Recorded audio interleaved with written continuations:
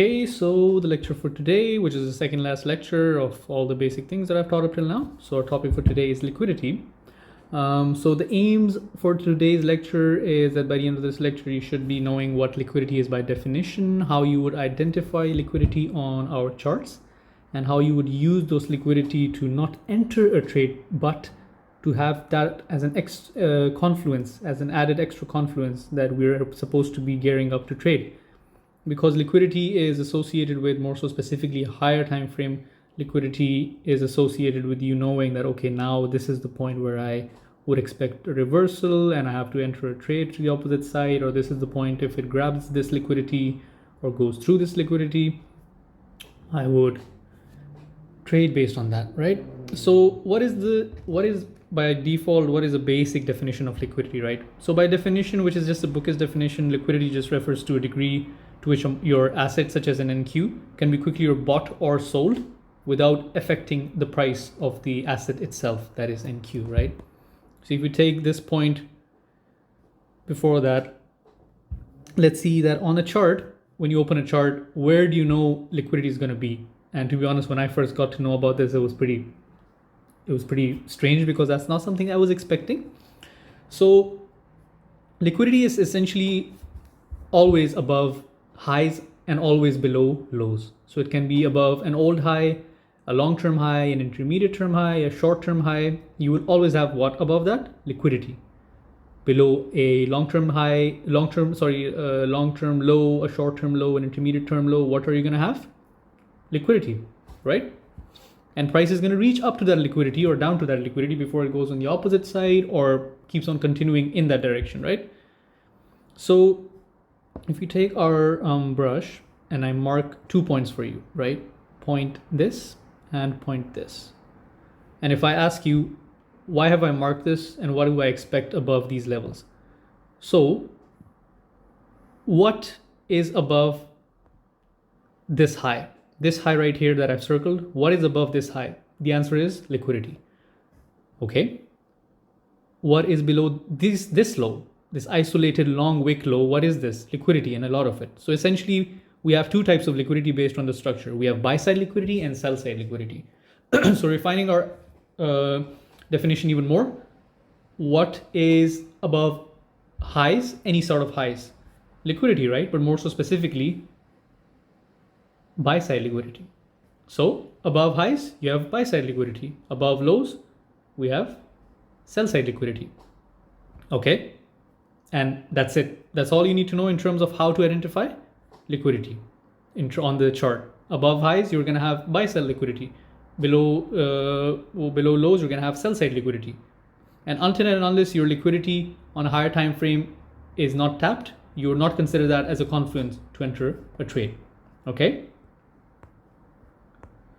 So let's remove this. Yeah. So your liquidity, more so specifically, your liquidity is above your old highs and old lows. These are very big confluences for a higher time frame point of interest, right? So let's say that if we drop into a 15-minute chart, and I would very, very much advise that if you are on a 15-minute chart, that would be the best place to be in terms of denoting buy-side liquidity and sell-side liquidity. And based on that, oh my God, what a shitty week. No one tried in trade. Yeah, let's come here. So if you open a chart and you open, let's go into backtest mode. How do we go into backtest mode? Bar replay, yeah?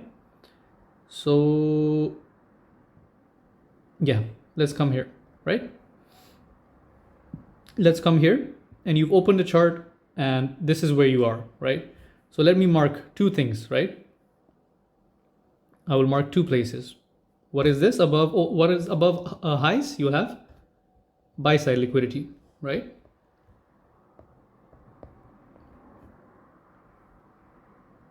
Above high, you will have buy-side liquidity, and below lows, it doesn't matter which low it is. If it's a long-term low, if it's an intermediate short-term low.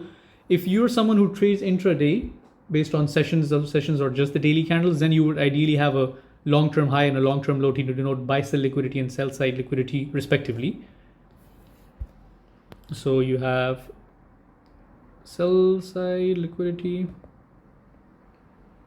right? So if I'm entering here and if I come here and I want to go either long or short, what would my thought process be? Okay, if I take buy side first, I'm gonna short it. If I take sell side first, I'm gonna long it, in conjunction with what? My higher time frame point of interest. So if we go to a daily,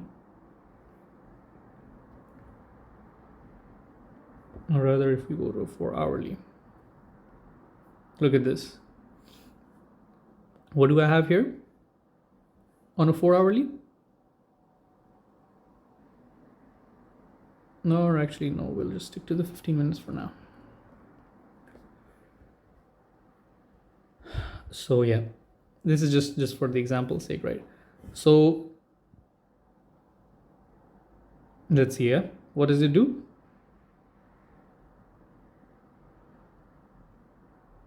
Yep. What happened here? What did we do? We took sell side liquidity, right?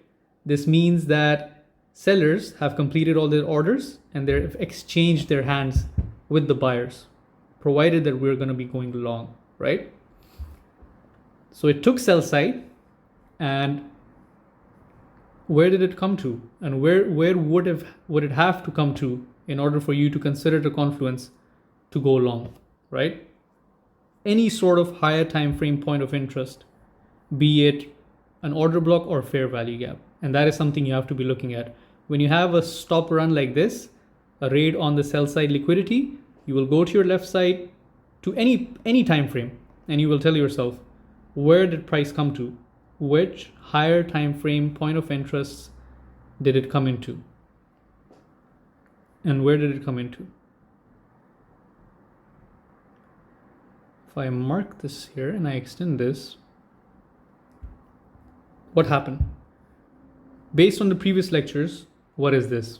Is this not a bullish order block? Is this not a fair value gap on the 1 hourly? What just happened on the 1 hour and on the 15 minutes? What did we do? We just took sell side liquidity. We just tapped into a higher time frame point of interest. From the 15 minutes time perspective, a 1 hour is going to be a higher time frame point of interest, because right now on the 15 minutes you don't see anything. But if I go on the 1 hour or even the 4 hour, there's going to be something, right? Look at this. Higher time frame point of interest tapped. Look at this. Is this not a 4 hour order block?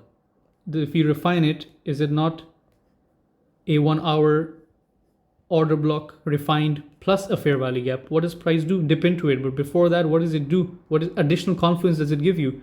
It takes out sell side liquidity, right? Now, what do we do? If this is where we press the buy, what would have happened? And what would my target be? If I see sell side being taken and my price entering into a higher time frame point of interest and I take a long at this present position, what will my target be? I will have two targets. One would be this immediate high or this immediate relative equal highs. Why would I consider this as relative equal highs, or REQ? Relative equal highs. Let's call it REH. Why do I call this relative equal highs, and why did I just call that buy side? Because that is a single wick over here. Every time you have a single wick going up, we would just consider this a buy side liquidity, right? And places where we have relative equal highs, what do we have above relative equal highs? Buy side liquidity. Which one of these is a more stronger draw on liquidity? Where would you definitively expect price to come? The answer is where you have relative equal highs. Why? Because you don't have one high, you have more than one high, which would mean you have more than 1x liquidity. Over here, you may have, say, 10 units of liquidity because it's just 1 unit of high. See over here, you have 3 relative equal highs, 3 times the liquidity. You have 2 relative equal highs, 2 times the liquidity. Yep. So what does price do? Price comes down, comes up, retraces once more, and does what? Takes out these relative equal highs because it's more than the liquidity that is present here, right? So on the shorter term scale, it just comes up, right? And then dumps straight down. Where does it dump into, as I said? Let's just remove this. Where does it dump into? Oh, I removed everything. Nice. Let me just, yeah, so sell side, yeah, I won't mark it. And if we go on to the 1 hourly, so we have our beautiful little order block plus fair value gap confluence. And then if we start our replay, and let's just do it on the 5 minute, yeah? Where are my targets? Where are my top 3 targets, right? My first target is here. The first high, what is above this high? Buy side liquidity. Relative equal high, buy side liquidity. Final TP, relative equal highs, buy side liquidity. And then my final TP is this old high that has never been taken. This is the buy side that has never been taken or hasn't been taken in a while. So I'm in a trade, right? Look at that. Yeah. You enter a trade right here. Stop loss of, say, let's go to a 1 minute chart. 2 minute chart is fine as well.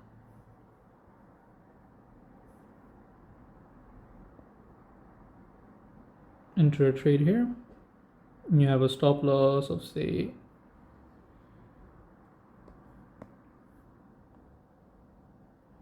below this fair value gap, yeah? 38 ticks, wonderful. Go back to the 15 minutes. And I take this over here.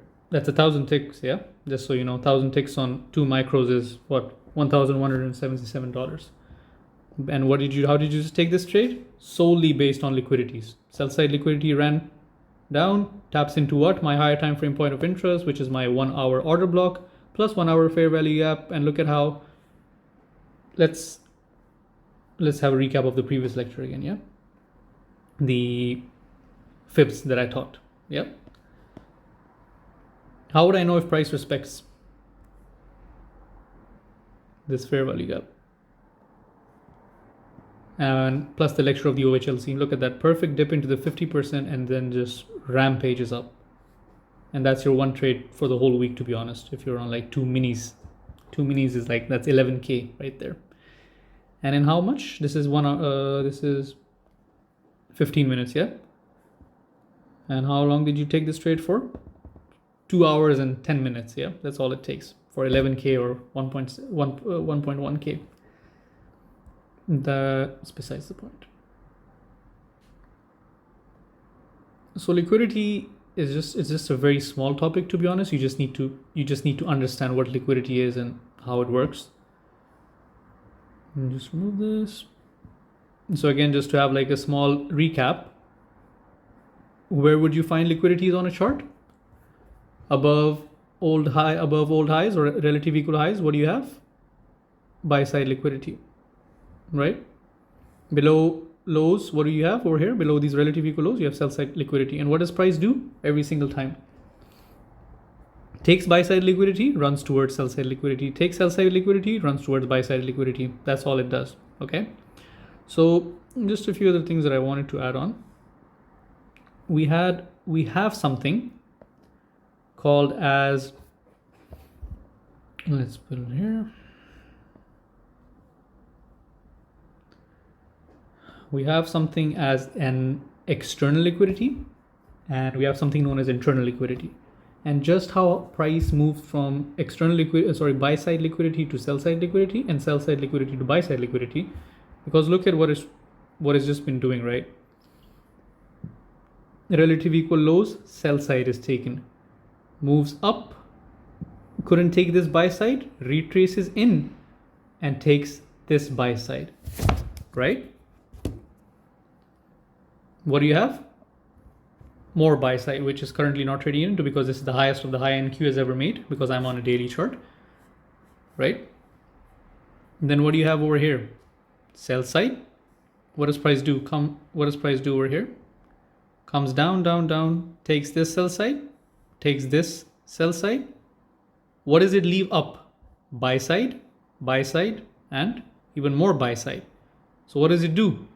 Starts rampaging up, takes this buy side. Comes in, couldn't take this sell side. What does it mean? It means that your buyers are in a very strong hold and you're in a buy program currently. Goes up, takes more buy side. Comes down, goes up, doesn't take anything, comes down, takes this sell side. Keeps on coming down, takes this sell side, this sell side. What does it leave? Buy side, buy side, buy side. Buy side over here, comes down, tries to take sell side, does not, starts going up, takes buy side, and this is just going to keep on happening until we take this sell side, gonna come down, eventually in due time take this sell side, and in the process we're going to form more buy sides. So in light of that, we're two types of liquidities. We have two types of liquidity runs actually, a buy side liquidity run and a sell side liquidity run. And we have two types of liquidity in terms of a market, that is external liquidity and internal liquidity. So price will always move from external liquidity towards internal liquidity, then again from internal liquidity to external range liquidity, and that's all it's going to do. That is why you always have waves on the chart. Why do you have waves on the chart? Why does it move like this in the form of waves? Is because it's constantly taking external liquidities and going into internal liquidities, taking internal liquidities, and then going towards external liquidities. So on a chart, if you want to identify external and internal liquidity, the best way you can do it is if market is in like a specifically trending situation, either trending towards the sell side or trending towards the buy side. So if you look at this whole place, or rather let's go on a 5-minute time frame, that would be much better. But we had such a shitty week that, let me look at this. Oh my god, let's go on 15 minutes.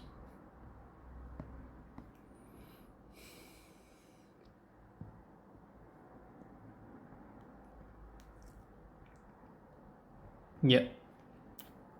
So if we look at this whole price run over here, what is price is doing? It forms a new high. It breaks the structure from this side and from this side.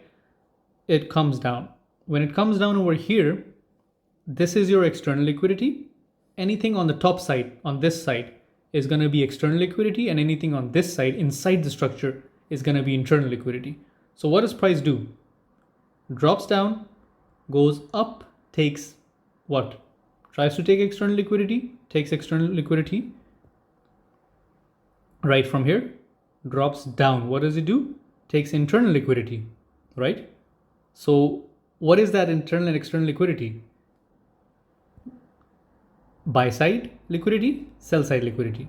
Goes up, tries to take buy side liquidity, doesn't. Takes as much of the external liquidity as it can. Runs down, takes internal liquidity. Goes up, takes external liquidity. Comes down again to take internal liquidity. Again external liquidity, and again internal liquidity, and it just keeps on doing this again and again on repeat, taking external liquidity, going towards internal, taking internal, going towards external. I personally don't use external and internal liquidities during trading. I personally trade using the stop runs, that is run towards a buy stop, or buy side liquid, that is a buy side liquidity, and run towards a sell stop, that is sell side liquidity, right? Because what is above highs? You have the buy side liquidity. And wherever, say for instance, you have buy side liquidity over here, your buy side is taken over here. So that's essentially a run on stops. And what do I mean a run on stops, right? So let's say you're an institution and you've shorted all the way from here, right? You shorted all the way from here. So naturally, when price reaches, let's say price reaches over here, somewhere over here, you're going to want to secure your profit, right? Your realized P&L. So what are you going to do? You are going to obviously move your stop down to the next structure. You're going to move your stop loss down to the next structure. Let's see, I want to secure all of this, and I just move my stop down to this structure. I've moved my stop just on the high. And what's above the high now? Liquidity. Liquidity in the form of what? Is that not my stop loss? Can I not say that this liquidity that is above this high is basically where all the stops for those people who have shorted is going to be? And by people, I mean the institutions that are trading from a day-to-day range, a week-to-week range. Remember, as I told you from the last lectures. So essentially, when I say we're having a movement towards the buy side, which is over here, and that is just a stop run. So when I say that, this is what I mean. And look at what happened. As an institute, if I want to secure profit because I'm in a short position from a very top and I don't want it to reverse on me, I'm going to keep on trailing my stop loss from here to this structure, to this structure, to this structure. But at some point, the buyers are going to do what? They're going to do a stop run on me, which means they're going to run this. They're going to run this high. And what's above this high? Liquidity in the form of what? Buy side liquidity. This is essentially a stop run. And then it's going to start going down, which would mean that the sellers that have had their stop losses taken, they wouldn't be in the game anymore. Similarly, let's talk from another perspective. Let's say that you have, let's try to find another good example for the opposite side. For a buy perspective side, yeah. And again, this is why I'm trying to search for like a very trending market towards the upside, because that's how institutions trade. They trade on a very large scale basis, yeah. Again, good idea over here. Let's say as an institute, I have, no, actually, no, I want to, yeah, this is fine. As an institute, let's say I have longed over here. So a small example. And I have a stop loss here, right? So as price is moving up, what am I going to do?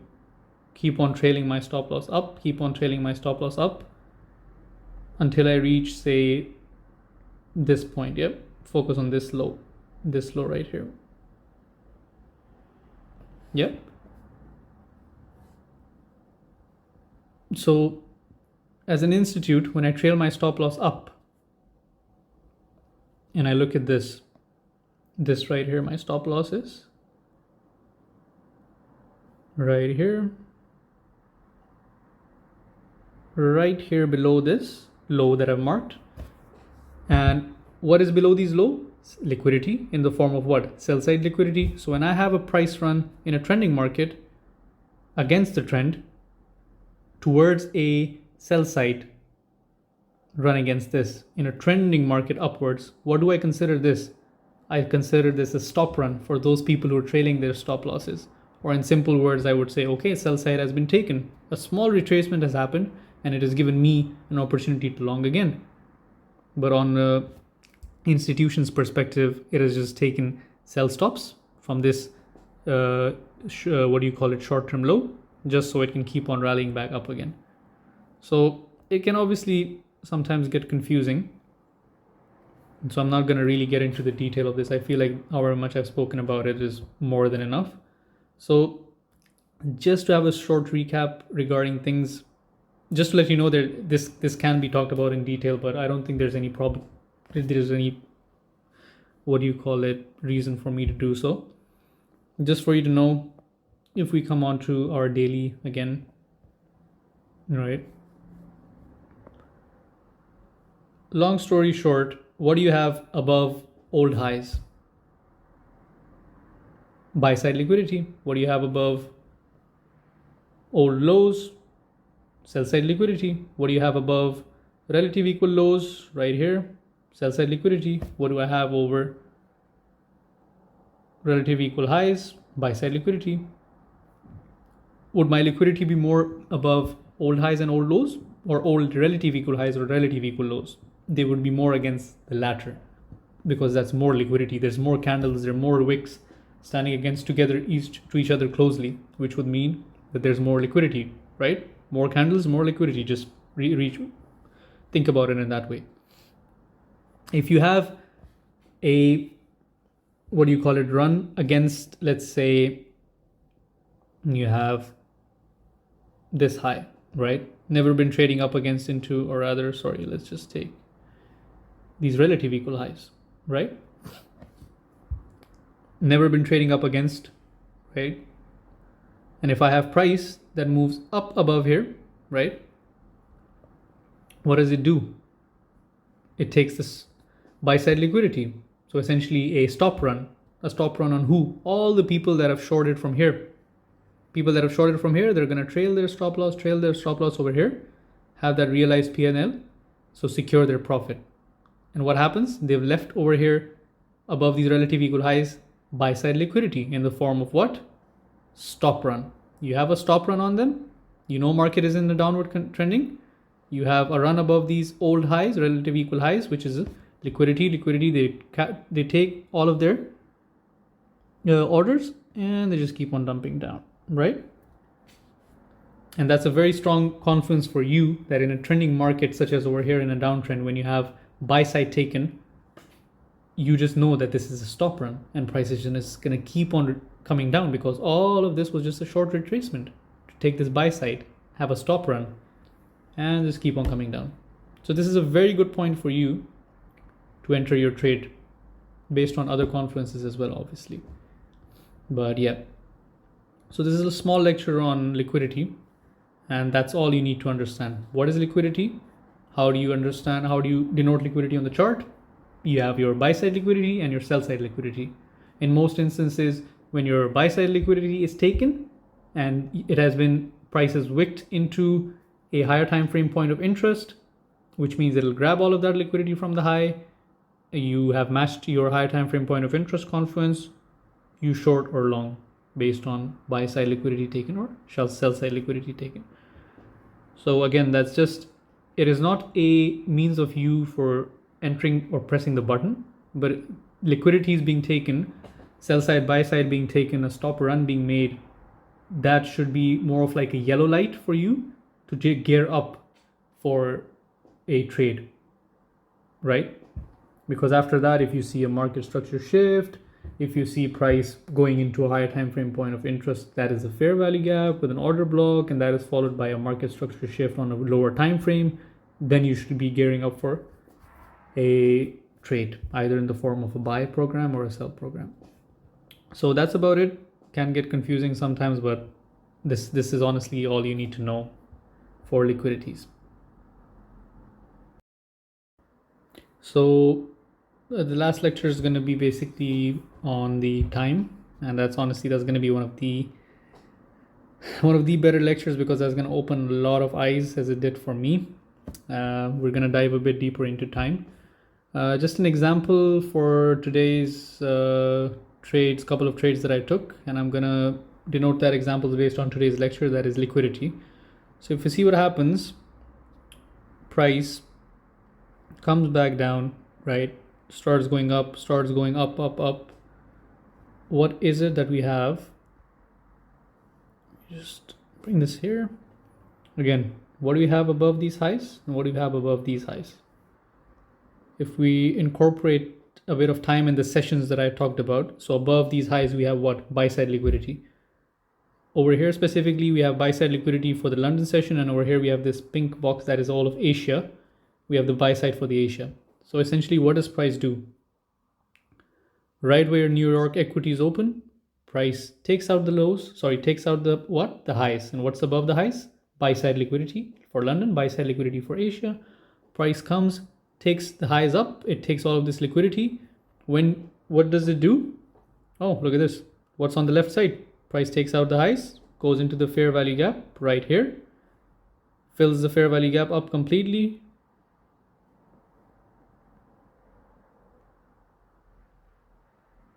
Fills the fair value gap up completely. Does it close any of these candles? Does it close above the fair value gap? No. What do we expect? The fact that liquidity is taken, that is the buy side liquidity, that gears us up for the fact that we should be looking for a reversal. And what does it do? For you to take your trade, big fair value gaps get filled up, right? And after that, as you can see, price just starts rampaging down completely. Beautiful. How much is it? more than 1,000 ticks. That's ridiculously stupid. But the point being that what does price do? It takes out two significant highs because it takes out a London session high over here, and it takes out a Asia session high. So essentially it takes out the highs of two sessions, which means it takes the liquidity from the Asia and London high, goes into this fair value gap right here, and straight up dumps. Now there's another confluence why this would be a very good short would be based on time, and that's something I'm going to talk about in the next and the last lecture. But just for the sake of today's lecture, that is liquidity, that adding liquidity as a confluence to get yourself ready for a trade, and this is one of the better examples of that, right? And if you come here, again, gives you multiple options. What do we have here? A short-term high. You know you're in a very short, very strong sell program, and you have a high, and what is above the high? Liquidity. What happens? Price goes up, takes the liquidity, and that gets us ready to take a trade. And if I come here, look at this, fair value gap again, fills into the fair value gap, go back to my lower time frame. Over here you have the 30 minutes fair value gap, high taken, what's above the high? Liquidity, straight up dumps again. And in context, this might look like a small trade, but if you take your trade from here and all the way here, that's 336 ticks, $336 on 2 micros and $3,360 on 2 minis. So just for the sake of today's lecture and examples of actually the 2 live trades that I took, I didn't take the short, I took this long, and then I took this retrace long. But the concept of liquidity is something you should be knowing, because that's your yellow light. That's something that's gonna tell you that, okay, buy side liquidity has been taken, sell side liquidity has been taken. We've reached a higher time frame point of interest, a higher time frame PD array, premium and discount. You should get ready to take a trade if your other confluences align, and that's exactly what happens. So yeah.